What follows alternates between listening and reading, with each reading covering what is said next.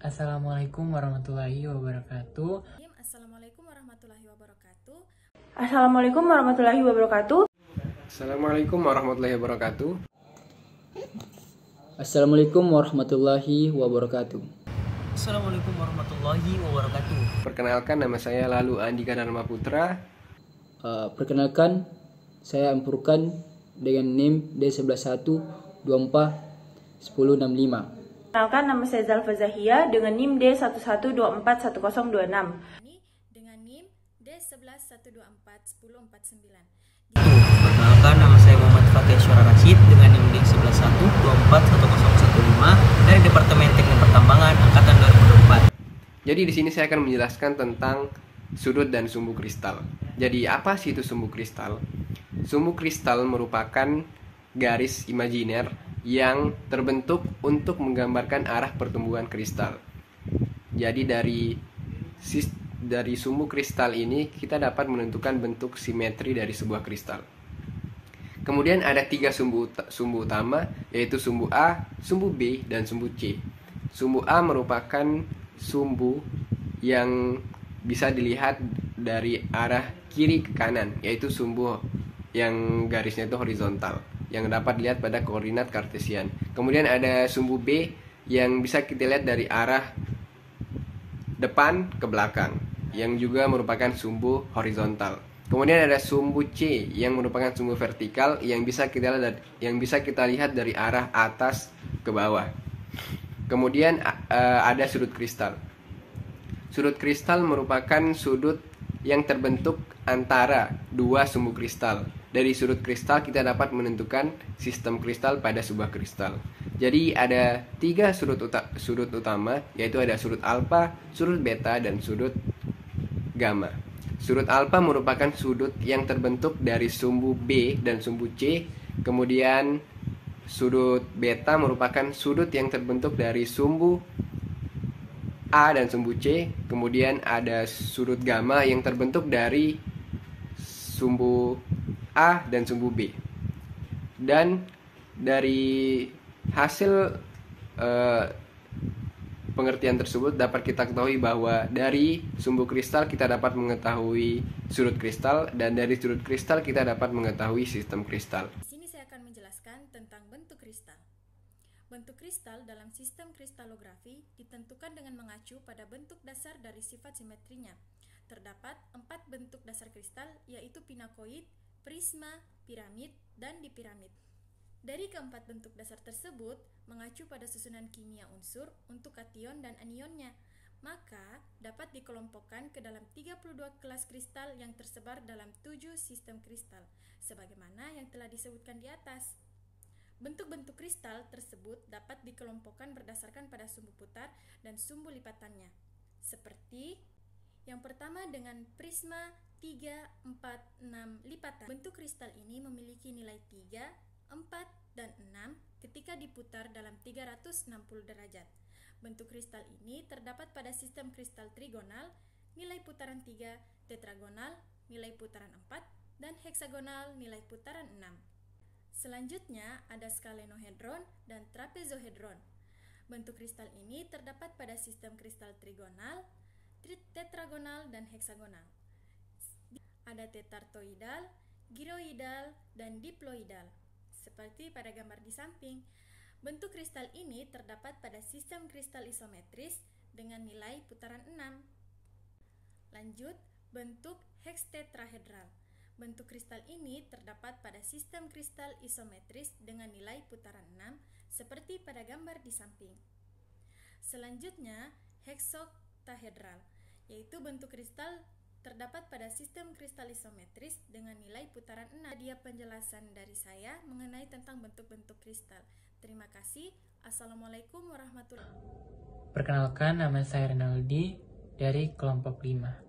Jadi kali ini saya akan menjelaskan mengenai sistem kristal. Nah, sistem kristal itu adalah cara pengelompokan kristal berdasarkan susunan atomnya dalam ruang 3 dimensi. Pengelompokan ini didasarkan pada panjang sumbu kristal dan sudut antar sumbu yang membentuk pola keteraturan tertentu. Dalam kristalografi, terdapat 7 sistem kristal, yang masing-masing memiliki karakteristik unik berdasarkan panjang sumbu dan sudut antar sumbu kristalnya. Yang pertama itu ada sistem isometrik atau biasa juga disebut sistem kubik, memiliki 3 sumbu yang sama panjang dan juga saling tegak lurus. Ini merupakan sistem kristal dengan sistem yang paling simetris, yang biasanya menghasilkan bentuk seperti kubus ataupun oktahedron. Contohnya itu seperti berlian dan pirit. Kemudian yang kedua itu sistem tetragonal. Ini hampir mirip dengan isometrik, tetapi sumbunya ada yang salah satu sumbunya itu lebih panjang atau lebih pendek dari 2 sumbu lainnya, dan biasanya membentuk prisma persegi panjang, contohnya seperti pada zirkon dan rutil. Kemudian yang ketiga ada sistem ortorombik, memiliki 3 sumbu dengan panjang yang berbeda tetapi saling tegak lurus, yang biasanya menghasilkan bentuk seperti balok, contohnya itu topas dan sulfur. Kemudian yang keempat ada sistem trigonal. Dia memiliki 3 sumbu dengan panjang yang sama, yang berpotongan pada sudut selain 90 derajat, dan juga biasa membentuk kristal berbentuk rombohedron, seperti kalsit dan kuarsa varian kristobalit. Kemudian yang kelima itu ada sistem heksagonal. Dia memiliki 4 sumbu, 3 diantaranya membentuk 120 derajat, dan 1 sumbunya itu tegak lurus. Kemudian biasanya menghasilkan bentuk prisma heksagonal seperti grafit dan beril. Kemudian yang keenam itu ada sistem monoklin. Dia memiliki 3 sumbu dengan panjang yang berbeda-beda.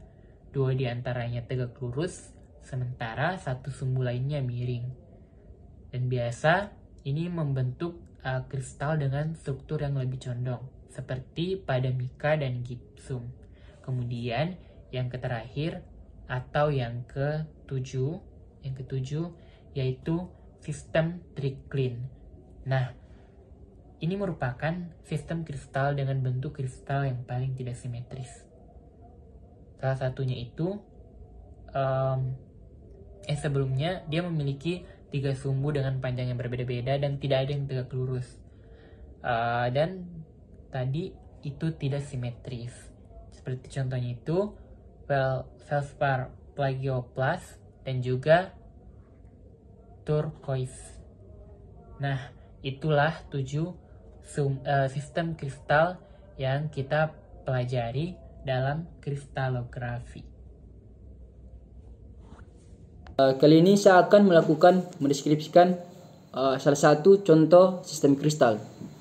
Sistem kristal itu ada 7. Yang pertama itu ada isometris, kedua tetragonal, ketiga ortorombik, keempat ada trigonal, kelima ada heksagonal, keenam ada monoklin, dan ketujuh ada triklin. Jadi saya akan mendeskripsikan salah satu contoh sistem kristal seperti ini. Jadi yang kita akan deskripsikan yaitu kita akan mencari sumbu A, sumbu B, dan sumbu C.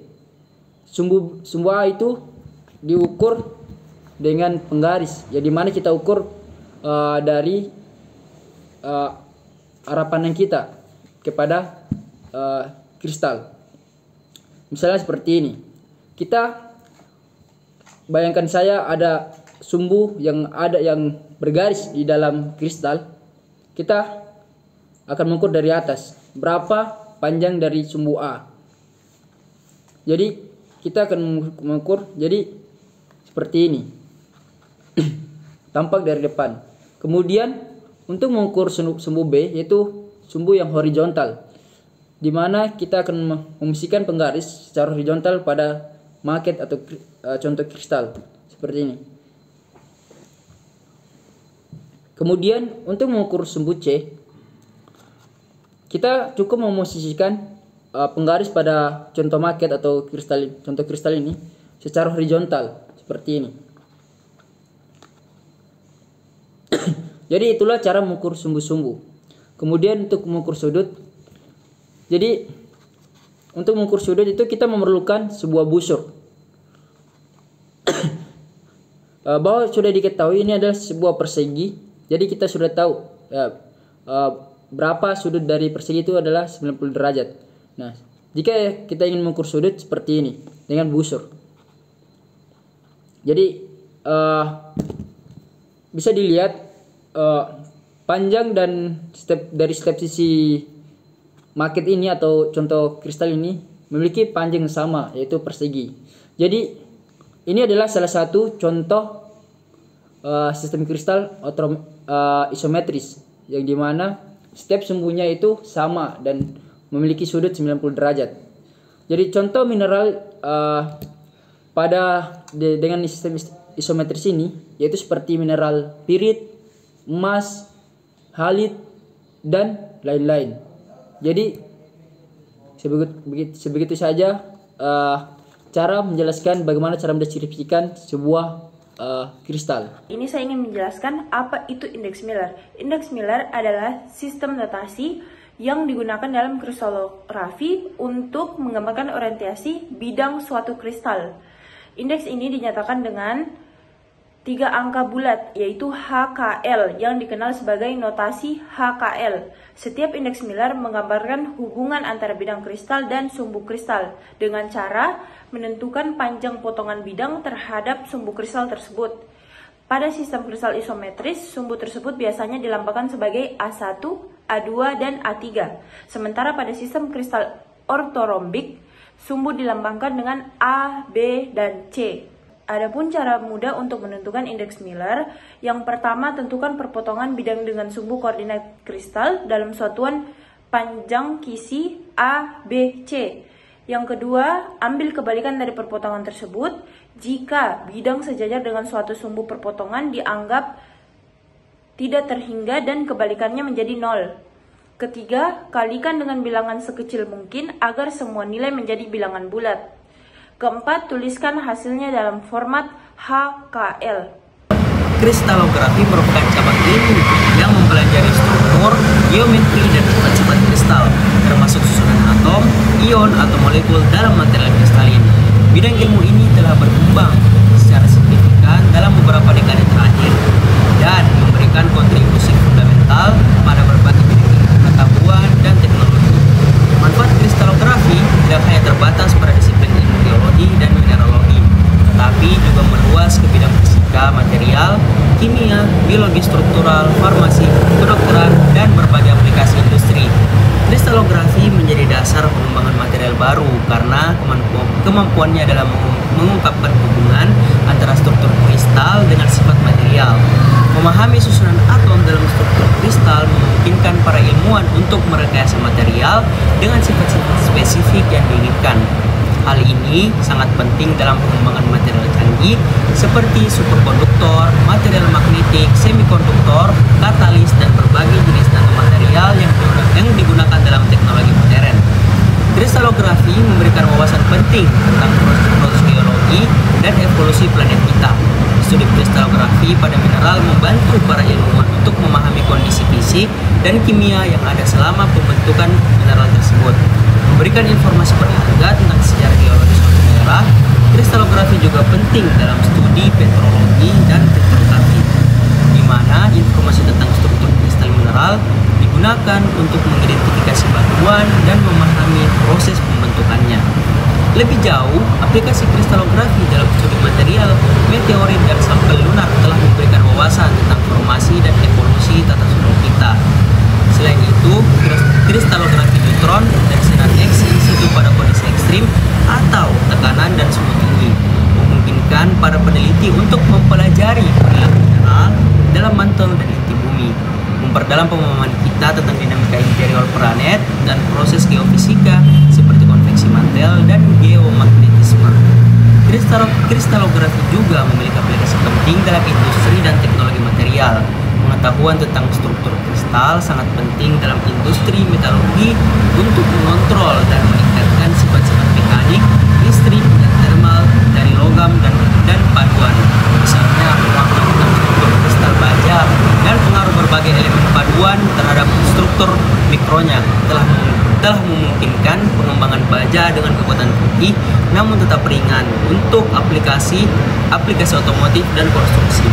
Dalam industri, semikonduktor kristalografi digunakan untuk mengontrol proses pertumbuhan kristal silikon berkualitas tinggi dan untuk mengkarakterisasi cacat kristal yang dapat mempengaruhi kinerja perangkat elektronik. Di industri farmasi, kristalografi tidak hanya penting untuk kesehatan, tetapi untuk memahami polimorfisme, fenomena di mana senyawa kimia yang sama dapat berkristal dalam struktur yang berbeda. Itulah tadi manfaat yang dapat saya sampaikan mengenai ilmu kristalografi atau kristalografi. Demikian, wassalamualaikum warahmatullahi wabarakatuh. Sekian dari saya, terima kasih. Assalamualaikum warahmatullahi wabarakatuh. Sekian dari saya. Wassalamualaikum warahmatullahi wabarakatuh. Baik, sekian dari saya.